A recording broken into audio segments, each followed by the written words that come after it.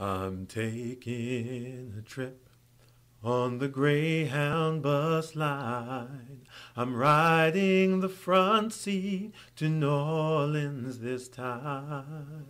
Nearly 50 years ago, 13 Americans boarded two ordinary buses in Washington, D.C. and headed south toward New Orleans. They never made it. Down freedom's main line. I'm taking a trip.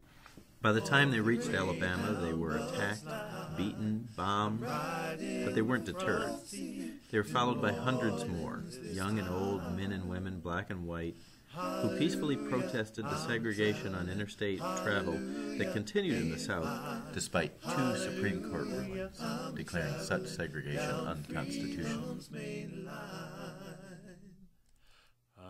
They were called the Freedom Rides, and here at the Smithsonian's National Museum of American History, we're going to be commemorating, celebrating, and discussing this momentous event in the Civil Rights Movement during its 50th anniversary this winter. Hallelujah. On February 9th, middle and high school students across the country can join together electronically for the National Youth Summit on the Freedom Rides.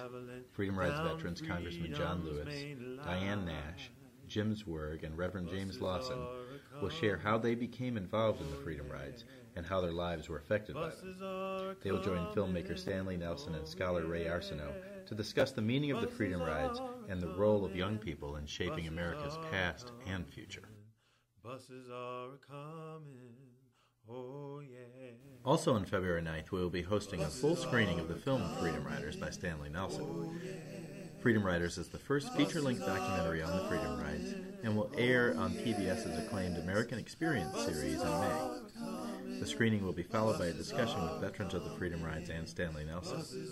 You can find information on all of our Freedom Rides programs on our website at americanhistory.si.edu/freedomrides. Better get you ready, oh yes. Better get you ready, better get you ready, better get you ready, oh yeah.